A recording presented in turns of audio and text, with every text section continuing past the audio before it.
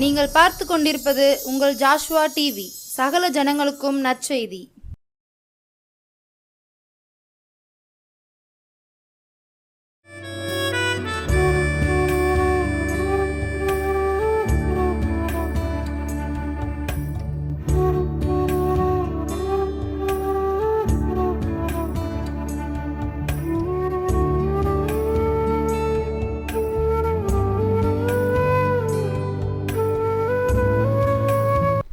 இயேசு கிறிஸ்துவின் நாமத்தில் உங்கள் யாவரையும் மீண்டுமாக ஜாஷுவா டிவியின் மூலமாய் அப்போஸ்தல தீர்க்க தரிசன ஊழியத்தின் வழியாய் உங்களை சந்திப்பதில் மிகுந்த மகிழ்ச்சி அடைகிறேன்.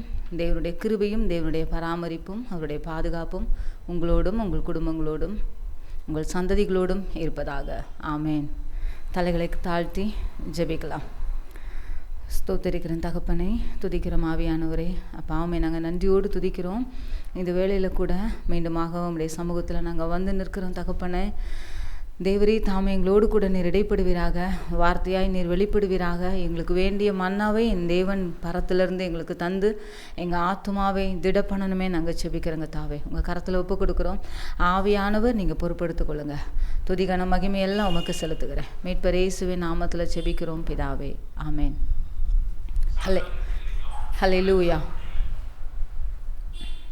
நம்ம வாசிக்கலாம்.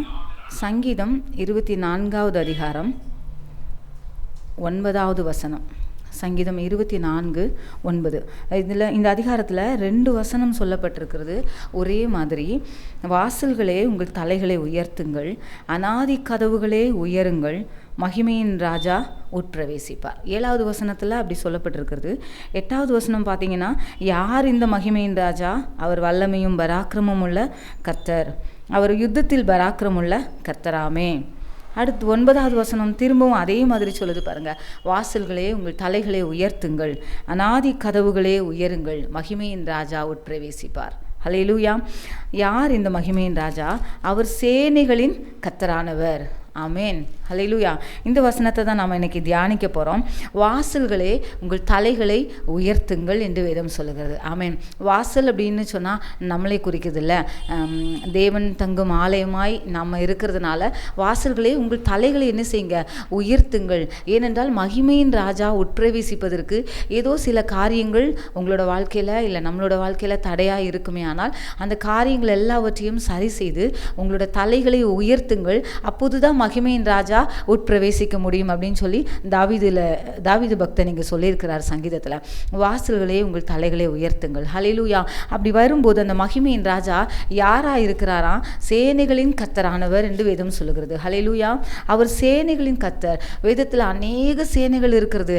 வெட்டுக்கிளிகள் ஒரு சேனை தான், கல்மலை ஒரு சேனை தான், காற்று ஒரு சேனையாக இருக்கிறது, குளவிகள் ஒரு சேனையாக இருக்கிறது. இப்படி வேதத்தை ஆராய்ச்சி பண்ணிங்கன்னா அவரோட சர்வ பூமியில் அநேக சேனைகளை என் கர்த்தர் அடைக்கலமாய் கொண்டிருக்கிறார். ஹல்லேலூயா. அவரிடத்துல நிறைய சேனைகள் இருக்குதுல்ல, அதனால தான் அவருக்கு சொல்லப்பட்டிருக்கு. தாவீது சொல்லுகிறாரு, அவர் சேனைகளின் கர்த்தரானவர். ஹல்லேலூயா. சங்கீதம் 46:9வது வசனத்தில் இப்படி சொல்லப்பட்டிருக்குது. சேனைகளின் கர்த்தர் நம்மோடு இருக்கிறார், யாக்கோபின் தேவன் நமக்கு உயர்ந்த அடைக்கலமானவர். ஹல்லேலூயா. ஆமேன். அவர் சேனைகளின் கர்த்தரானவர், அவர் நம்மோடு கூட இருக்கிறாராம். இந்த வசனங்களை நம்ம தியானிக்கலாம். சேனைகளின் கர்த்தரானவர் நம்மளோடு இருந்தால் நம்மளோட வாழ்க்கையில் என்னென்ன காரியங்கள் எல்லாம் அவர் சரி செய்ய முடியும், என்னென்ன காரியங்கள் எல்லாம் அவர் நம்மளோட வாழ்க்கையில சீர்படுத்துவார் அப்படின்னு சொல்லி நம்ம பார்க்கலாம். சரிங்களா? சேனைகளின் கர்த்தரானவர். ஆமேன். அந்த சங்கீதம் 46வது அதிகாரத்துல இப்படி சொல்லப்பட்டிருக்குது பாருங்க.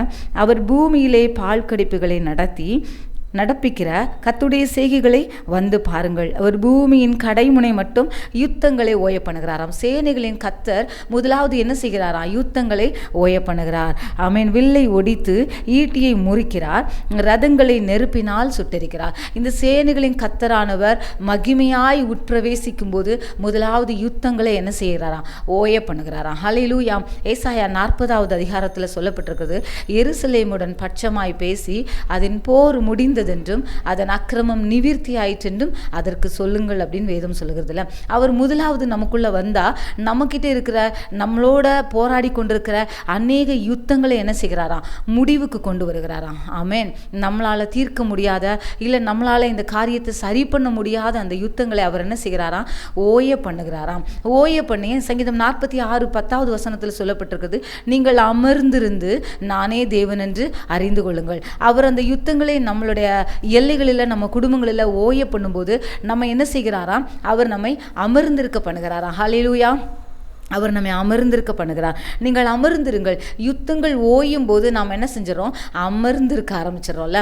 ஆமென். அமர்ந்திருந்து நானே தேவன் என்று அறிந்து கொள்ளுங்கள் என்று வேதம் சொல்லுகிறது. ஹல்லேலூயா. ஆமென். இந்த சேனைகளின் கர்த்தர் முதலாவது யுத்தங்களை ஓய பண்ணுகிறார்ல. என்னென்ன யுத்தங்களை எல்லாம் ஓய பண்ணினார், யாரோட வாழ்க்கையில் என்னென்ன காரியங்கள் எல்லாம் அவர் முடித்திருக்கிறார் என்று சொல்லி நம்ம வேதத்தின் அடிப்படையில் சில நபர்களை நாம் என்ன செய்யலாம்? தியானிக்கலாம். ஆமென். சேனைகளின் கர்த்தர் நல்லவர். ஹல்லேலூயா. ஹல்லேலூயா. ஆமென். முதலாவது யுத்தங்களை ஓய பண்ணுகிறார். ஏசாயா 40:1-2 திரும்பவுமாய் ஒரு வாட்டி அந்த வசனங்களை வாசிச்சிடலாம். ஏசாயா 40:1-2.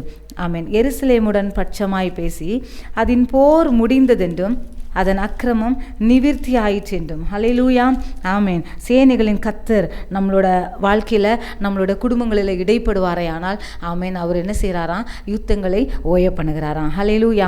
முதலாவது யுத்தங்களை ஓய பண்ணுகிறார். சீலோவாம் குளத்தில் ஒரு மனிதனை என்ன செய்கிறாரு? கழுவு சொல்கிறார்ல. கண்களில் சேர் உண்டாக்கி பிறவி குருடனாக இருக்கிறாரு. அவருக்கு சேர் உண்டாக்கி ஆண்டவர் சொல்கிறாரு, நீ போய் சீலோவாம் குளத்தில் கண்களை என்ன செய்? கழுவு அப்படின்னு சொல்கிறாரு. ஆமென். யோவான் 9:11 இந்த காரியங்கள் சொல்லப்பட்டிருக்கிறது. அவர் என்ன செய்கிறாரு? அங்கே போகிறாரு. ஒரு மனிதன் கையிலாக கொடுக்குறாரு. அந்த சீலோவாம் குளத்துக்குள்ள போகிறாரு. அங்கே போய் என்ன செய்கிறாரு? அவர் தன்னோட போராடி கொண்டிருந்தா, இல்லைன்னா தன்னோட எல்லைகளில் தன்னோட மன நிம்மதியை, இல்லைன்னா அமைதியை, சமாதானத்தை கெடுத்து கொண்டிருந்த அந்த காரியங்களுக்காக அவர் என்ன செய்கிறாரு? சீலோவாம் குளத்துக்கு போகிறாரு. அங்கே சொல்கிறார், நீ அங்கே போய் உன்னோட கண்களை என்ன செய்? கழுவு அப்படின்னு சொல்கிறாரு. அவர் வார்த்தையின்படியே அந்த சீலோவாம் குளத்துக்கு போனப்ப என்ன செய்யுது? அந்த காரியங்கள் என்ன பண்ணுது? கழுவப்படுது. அவர் பார்வை அடைகிறார்ல.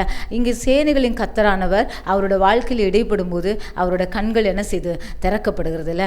ஆமேன். இன்னொரு காரியங்களை பார்த்தா 2 ராஜாக்கள் 5:10 பார்க்கிறோம். யோர்தான் நதியில் போய் ஆமேன் நாகமான என்ன செய்கிறாங்க? நீ போய் 7 முறை ஸ்நானம் பண்ணு, அங்கே உன்னோட குஷ்டரோகம் என்ன செய்யும்? குணமாகும் அப்படின்னு சொல்கிறாங்க. அவரோட வார்த்தையின்படியே அவர் என்ன செய்கிறாருங்க? கடந்து போகிறாரு. ஒரு முறுமுறுப்போடு தான் போகிறாரு. ஆனால் யோர்தான் நதியில் 7 முறை ஸ்நானம் பண்ணி எழும்பும்போது அவரை அச்சுறுத்தி கொண்டிருந்தா, இல்லைனா அவரோட கரியரையே என்ன பண்ணிட்டு இருந்தது? அது ரொம்ப லாஸ் பண்ணிட்டு இருந்ததில்ல. என்ன செய்ய போகிறோம்? ஒரு ராஜாவாக இருக்கிறோம் அப்படின்னு சொல்லி. ஆனால் அந்த காரியங்களை ஆண்டவர் என்ன செஞ்சார்? முடிவுக்கு கொண்டு வந்தார். ஹல்லேலூயா. ஆமென். அவர் சொல்கிறார், நீ போய் ஸ்நானம் பண்ணு, உன்னோட மாமிசம் ஒரு குழந்தையின் மாமிசம் போல மாறும் அப்படிங்கிற மாதிரி. ஆமென். அவர் அதை செய்து முடித்து வெளியே எழும்பும்போது அவரோட மாமிசம் குழந்தையின் மாமிசம் போல என்ன செய்தான்? மாறுகிறதாம். அங்கே அவர் என்ன செய்கிறாரு? இந்த காரியங்களை அவர் சேனைகளின் கர்த்தரானவர் மகிமையாய் அவரோட காரியங்களை என்ன செய்கிறாரு? முடிக்கிறார். ஹல்லேலூயா. 3ஆவதா ஒன்று பார்த்தா யோவான் 5:8 சொல்லப்பட்டிருக்குது. பெதஸ்தா என்னும் குளத்தண்டையில் ஒரு மனிதன் என்ன செய்கிறாரு? 38 வருடமாய் அங்கே காத்து கொண்டே இருக்கிறார். என்னோட காரியங்கள் எப்போது முடியும் அப்படின்னு சொல்லி அவரால் எழும்பி நடக்க முடியல.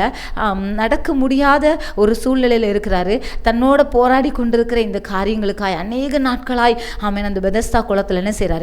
காத்து கொண்டே இருக்கிறாரு. அங்கே அவர் வருகிறார். ஆமேன். இயேசுவானவர் என்ன பண்றார்? அவரை எழுப்பி விடுகிறார். அங்கே அவருடைய யுத்தத்தை முடிய பண்ணுகிறார். இன்றைக்கு கூட பார்த்தோன்னா நிறைய காரியங்களில் வாசல்களே உங்கள் தலைகளை உயர்த்துங்கள் என்று சொல்லப்பட்டிருக்குதுல. நாம் என்ன தெரியுமா செய்கிறோம்? இதெல்லாம் நம்ம பண்ணுறோம். யுத்தங்களை அவர் ஓய பண்ணணும்னு நினைக்கிறோம். சீலோவாம் குளத்துக்கு போக சொன்னால் நம்ம போயிடுறோம். ஆமேன்.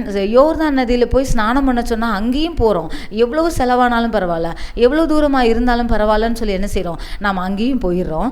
அதுக்கப்புறமா அவர் பெதஸ்தா குளத்தில் கொஞ்ச நாள் காத்துறேன், ஒரு தூதர் வருவார், அந்த தூதன் வரும்போது குளம் கலக்கப்படும் போது உன்னோட காரியங்கள் எல்லாம் சரியாகும்னு சொன்னால் அதையும் செய்கிறதுக்கு நாம் என்ன செய்கிறோம்? ஆயத்தமாக இருக்கிறோம். ஆனால் நம்ம ஒன்று செய்கிறதில்ல. நம்மளோட வாசல்களில் இருக்கிற தலைகளை என்ன செய்கிறதில்ல, உயர்த்துகிறதில்ல. நாம் அவரை நோக்கி பார்க்கறதில்ல. என்ன வேணால் செய்கிறதுக்கு ஆயத்தமாக இருக்கிறோம்.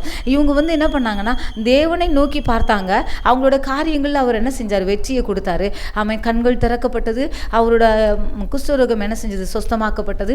அவங்க எளிமை நடக்க ஆரம்பித்தாங்க. இவங்க தேவனை பார்த்தாங்க. நாம் இன்னைக்கு என்ன தவறு செய்து கொண்டு இருக்கிறோம்னா, சீலோவாமுக்கு போகிறதுக்கு ரெடியாக இருக்கிறோம், யோர்தானுக்கு போகிறதுக்கு ரெடியாக இருக்கிறோம், பெதஸ்தால காத்து கிடக்கிறதுக்கு ரெடியாக இருக்கிறோம். ஆனால் தேவனை பார்ப்பதற்கோ அவருடைய முகத்தை நோக்கி பார்ப்பதற்கு நம்ம என்ன செய்யலை? ரெடியாக இல்லை. அதுதான் சொல்கிறார், வாசல்களே உங்கள் தலைகளை உயர்த்துங்கள், அநாதி தேவன் உட்பிரவேசிப்பார். ஹல்லேலூயா. அவர் வந்தார்னா இந்த மகிமையான காரியங்களை நம்மளோட வாழ்க்கையில் அவர் செய்வார்ல, அதை தான் அவர் விரும்புகிறாரு. என்னென்னவோ நம்ம செய்கிறோம் நம்மளோட பலனினால், இல்லைன்னா நம்மளோட சுய புத்தியினால் சில காரியங்களை நாம் என்ன செய்கிறோம்? செய்து கொண்டே இருக்கிறோம். அதில் நம்மளோட யுத்தங்களோ இல்லை நம்மளோட காரியங்களோ சரி செய்யப்படுகிறது இல்லை. ஆனால் நமக்கு ஒன்று தெரியல, அவரை நோக்கி பார்த்தா மட்டும்தான், தேவனை நோக்கி பார்க்கும்போது மட்டும்தான் நம்ம எல்லைகளில் நம்மளோடு போராடி கொண்டிருக்கிற சத்துருவை நம்ம மேற்கொள்ள முடியுங்கிறது நம்ம என்ன செய்யறதில்ல, நிறையா அறிந்து கொள்கிறதே இல்லை. இல்லை நான் ஜெபிக்கிறேன், இல்லை நான் காணிக்கை கொடுக்குறேன், இல்லை நான் சரியாக தான் இருக்கிறேன், இதனால என்னோட காரியங்கள் சரி செய்யப்படாதா அப்படின்னு சொல்லி நிறைய நேரங்களில் நம்மளை நாமளே ஏமாற்றி கொண்டே வாழ்ந்து கொண்டு இருக்கிறோம். இல்லை, அவர் என்ன யோசிக்கிறா தெரியுமா? நீ சீலோவாமுக்கு போகிறது முக்கியம் இல்லை, ஆனால் நீ என் வார்த்தையின்படி போகணும், என்னோட வார்த்தையை நீ கேட்கணும், நான் என்ன சொல்லுகிறேனோ அதை தான் செய்யணும்ல. நீ போன்னு சொன்னால் நீ போகணும், நீ போக வேண்டாம்னு சொன்னால் போக வேண்டாம்ல. ஆனால் நாம் அவரோட சத்தத்திற்கு செவி சாய்க்கிறதுக்கோ இல்லை அவரோட சத்தத்தை கேட்கும்படியாய் காத்திருக்கிறதோ இல்லவே இல்லை. ஆமென். நமக்கு தெரிந்த வழிகளில் நாம் முயற்சி செய்து தோல்வி அடைந்து அவரோட பாதத்தில் நிற்கிறோம். என்னோட காரியங்களெல்லாம் இப்படி ஆயிடுச்சு, இப்படி தோல்வி ஆயிடுச்சு, நான் உங்களை தானே நம்பினேன் அப்படின்னு சொல்லி நாம் என்ன செய்கிறோம்? குற்றம் சாட்டுகிறவர்களாய் முறுமுறுக்கிறவர்களாய் காணப்படுகிறோம். ஆனால் ஆண்டவர் சொல்கிறாரு, இல்லை, அநாதி கதவுகளே உயருங்கள். ஹல்லேலூயா. வாசல்களே உங்கள் தலைகளை உயர்த்துங்கள் அப்படின்னு சொல்கிறாரு. அநாதி கதவுகளே உயருங்கள், மகிமையின் ராஜா உட்பிரவேசிப்பார். நீங்கள் செய்ய வேண்டியதை நீங்கள் செய்யுங்க. நான் என்னோட மகிமையினால் சேனைகளின் கர்த்தராய் நான் உங்களோடு கூட இருந்து என்னென்னலாம் செய்யணுமோ உங்களோட எல்லைகளில் அதை செய்ய வேண்டியது என்னோட காரியம். நீங்கள் அமர்ந்துருங்க, ஏன் சத்தம் என்னங்கிறத கேளுங்க, நான் என்ன சொல்கிறேன், எந்த பாதையில் நடக்க சொல்கிறேங்கிறத மாத்திரம் கேட்டு அதன்படி நீங்கள் நடப்பீர்களே ஆனால் உங்களோட எல்லைகளில் இல்லை நம்மளோட காரியங்களில் இருக்கிற எல்லா சிக்கல்களையும் எல்லா விதமான பிரச்சனைகளிலையும் என் தேவன் என்ன செய்வாராம்? ஒரு பெரிய நன்மையை கொண்டு வருவாராம். ஆமென். நிறைய நேரங்களில் நாம் இதை நிதானிக்கிறதே இல்லை. ஆமென். என்னோட சேர்த்து தான் நானும் கூட நிறைய நேரங்களில் இல்லை நாம் நிறையா நல்லா தானே ஜோம் பண்ணுறோம், நல்லா தானே போய்கிட்டு இருக்கிறோம், ஆனால் ஏன் எனக்கு பதில் வரவே இல்லை, ஏன் என்னோட காரியங்கள் இன்னும் டிலே ஆகிக்கிட்டே இருக்குது அப்படின்னு சொல்லி. ஆனால் ஆண்டவர் எனக்கு அழகாய் கற்றுக் கொடுத்தார். ஆமென். நீ சீலோவாம் போகிறதுக்கு ரெடியாக இருக்கிற, என்ன சொல்கிறாங்களோ அதெல்லாம் 40 நாள் உபவாசம் இருக்கணுமா, அதுக்கு நீ ரெடியாக இருக்கிற, இல்லை 21 நாள் உபவாசம் இருக்கணுமா, அதுக்கு ரெடியாக இருக்கிற. ஆனால் என் சத்தத்தை கேட்டு நான் என்ன செய்ய சொல்கிறேன் அதை செய்யறதுக்கு மட்டும் நீ என்ன செய்யல? ரெடியாவே இல்லை. நீ எங்க வேணாலும் போ, இந்த யுத்தம் என்ன செய்யாது? முடியாது. என்னை நோக்கி பார்த்து என் பாதத்தில் அமர்ந்திருந்தா மட்டும்தான் இதற்கான வழிகளை நான் என்ன செய்ய முடியும்? உண்டு பண்ணுவேன். இதற்கான காரியங்களை நானே அதை என்ன செய்வேன்? சரிப்படுத்துவேன். என் சத்தத்தை நீ கேட்காத வரைக்கும் நீ உன்னோட சுயபலத்தில் நீ ஓடிக்கொண்டே இருந்தா நாட்கள் வீணாகி கொண்டே இருக்கும் அப்படின்னு சொல்லி எச்சரித்தார். ஹல்லேலூயா. ஆமாம், இப்படிதான் நம்மளும் நம்ம நிறைய நேரங்கள் என்ன செய்கிறோம்? நம்மளோட காரியங்கள் எல்லாம் நம்மளுடைய பார்வைக்கு சரியாய் கண்டபடி நாம் என்ன செஞ்சுக்கிட்டு இருக்கிறோம்? போய்கிட்டு இருக்கிறோம். வேதம் சொல்லுகிறது, மனுஷனுக்கு செம்மையாய் தோன்றுகிற வழிகள் உண்டு, அவைகளின் முடிவோ மரணம் என்று சொல்லப்பட்டிருக்கிறது இல்லை. தேவனுடைய பார்வையில் அவர் நமக்கு சொல்கிற காரியங்கள் சில நேரம் பைத்தியக்காரத்தனமாக இருக்கும். இல்லை, யுத்தங்கள் நடந்துட்டு இருக்குது, நீங்கள் சொல்கிறீங்க நீங்கள் அமர்ந்துருன்னு சொல்கிறீங்க, நான் அமர்ந்திருந்தா இந்த காரியம் எப்படி நடக்கும் அப்படின்னு நம்மளோட இந்த குறுகிய மூளைக்கு அது எட்டாதுங்க. ஆனால் ஆண்டவர் சொல்கிறாருன்னா அதில் ஒரு பெரிய திட்டம் இருக்கும். ஆமென். அதில் ஒரு பெரிய நோக்கம் இருக்கும். அவர் உங்களுக்கு என்ன சொல்லுகிறாரோ அதன்படி செய்யுங்கள். ஆமென். ஹல்லேலூயா. ஆமென். இந்த காரியங்களை நம்ம மனதில் நிறுத்தணும். தேவனுடைய ஆலோசனையாக இதை நம்ம கை கொள்ளணும். ஆமென். ஹல்லேலூயா. வாசல்களே உங்கள் தலைகளை உயர்த்துங்க. நாம் அவரை பார்த்து உயர்த்துவோங்க. நம்மளோட கரங்களையாக இருக்கட்டும், நம்மளோட முகங்களையாக இருக்கட்டும், அவரை பார்த்து உயர்த்துவோம். நம்மக்கிட்ட இருக்கிற நிறைய காரியங்களை அவர் என்ன செய்வாராம்? சரிப்படுத்த ஆரம்பிப்பாராம். நம்ம அவரை நோக்கி பார்க்க அவர் ஒரு முகம் பார்க்கிற கண்ணாடி பார்த்தீங்களா, என்ன அப்படியே அழகாக காட்டுவார். என்னென்ன காரியங்கள் எல்லாம் குறையா இருக்குது, நீ என்னென்ன காரியத்திலலாம் இன்னும் நீ சரி செய்யணும், இந்த காரியத்துக்காக ஜெபிக்க ஆரம்பி, இந்த காரியத்தில் இருந்து நீ விடுதலை ஆகணும், இந்த காரியத்தை நீ சரி பண்ணு அப்படின்னு சொல்லி அவர் என்ன செய்வார், அழகாக என்னை சரிப்படுத்த எனக்குள்ளாக தேவனுடைய பிரசன்னமும் தேவனுடைய அந்த உதிக்கிற உன் ஒளின்னு சொல்லப்பட்டிருக்குது பார்த்தீங்களா. ஆமேன். அந்த ஒளியானவர், அந்த வெளிச்சம் எனக்குள்ளே கடந்து வரும்போது எனக்குள்ளே இருக்கிற இருளெல்லாம் என்ன செய்ய ஆரம்பிக்குது, வெளியே போக ஆரம்பிக்குதுல்ல. ஆமேன். தேவன் ஒரு இடத்துக்கு வருவாரே ஆனால் அங்கே இருக்கிற எல்லா குறைவுகளும் என்ன செய்யுமா, நிறைவாக்கப்படுமா. ஆனால் என் தேவன் மகிமையின் ராஜாவாய் எனக்குள்ள பிரவேசிப்பதற்கும் எனக்குள்ள வாசம் பண்ணுவதற்கும் எனக்குள்ளேயே நிறைய கிரியைகள் காணப்படுது. அவருக்கு பிரியமில்லாத அநேக கிரியைகள் என்னோடயே இருக்குது. அதுதான் அவர் என்ன சொல்றார், நீ முதல்ல உன்னைய பாரு, உனக்குள்ள இருக்கிற காரியங்களை நீ சரி பண்ண ஆரம்பி. நான் உனக்குள்ள வந்து வாசம் பண்ண ஆரம்பிக்கும் போது நான் வந்த இடத்துல ஒரு நாளும் குறைவுகள் இருக்காது, ஒரு நாளும் யுத்தங்கள் இருக்காது, ஒரு நாளும் பிரச்சனைகள் தொடராதுன்னு சொல்றாருல. நாம இதை பார்க்கிறதே கிடையாது, இதை யோசிக்கிறதோ இல்லை இதற்காக நம்மளோட நேரத்தை செலவழிக்கிறதோ இல்லை. நம்ம என்ன நினைக்கிறோம், இல்லை நம்ம ஓடணும், நம்ம இன்னும் அதிகமாக ஜெபிக்கணும், இன்னும் அதிகமான ஒரு கடினமான உபவாசம், இல்லை அது அவசியமானது தான், நான் இல்லைன்னு சொல்லலை. ஆனாலும் நம்மளை என்ன செய்யணுமா, உய்த்து ஆராய்ந்து பார்க்கணுமா. நம்மக்கிட்ட இருக்கிற எல்லா களிம்புகளையும் நம்ம நீக்கும் போது, நம்மக்கிட்ட இருக்கிற எல்லா தேவையில்லாத காரியங்களை நம்ம நீக்க ஆரம்பிக்கும் போது தேவன் அதில் மகிமையானவராய் உட்பிரவேசிப்பாராம். அவர் சேனைகளின் கர்த்தராய் அங்கு செயலாற்றுவாராம். அவர் அங்கு வந்து யுத்தங்களை ஓய பண்ணுவாராம். அவர் வில்லை ஒடிப்பாராம், ஈட்டியை முறிப்பாராம், ரதங்களை எல்லாம் நெருப்பினால சுட்டெரிப்பாராம். ஹல்லேலூயா. இதெல்லாம் நம்மளால செய்ய முடியுமா, நம்மளோட வார்த்தையினால செய்ய முடியுமா, இல்லை நம்மளோட கிரியைகளினால, நம்மளோட சொந்த பந்தங்களினால இதெல்லாம் செய்ய முடியுமான்னு பார்த்தீங்கன்னா இல்லவே இல்லைங்க. அவர் வந்தால் மட்டும்தான் இந்த காரியங்கள் எல்லாம் மாறும். ஹல்லேலூயா, ஹல்லேலூயா. இன்றைக்கு இந்த வார்த்தையின் மூலமாய் தேவன் நமக்கு கற்றுக் கொடுத்துருக்கிற காரியங்களை நம்ம மனதில் நிறுத்துவோம். ஆமீன். தேவனை நோக்கி பார்ப்போங்க. எந்த சூழ்நிலையாக இருந்தாலும் எல்லாவற்றையும் சரி செய்கிற, ஆமீன், எல்லாவற்றையும் பொருந்துகிற கிருபையும் பொருந்துகிற வல்லமையும் அவரிடத்துல மாத்திரமே உண்டு. ஹல்லேலூயா. ஆமீன். அதையே நாம் செய்ய ஆரம்பிக்கலாம். நம்மளோட காரியங்கள் எல்லாவற்றிலையும் அவர் சரி பண்ணுவாருங்க. கவலைப்படாதீங்க, சோர்ந்து போகாதீங்க, பலவீனமாக இருக்காதீங்க. தேவனுடைய சமூகத்தில் அமர்ந்துருங்க.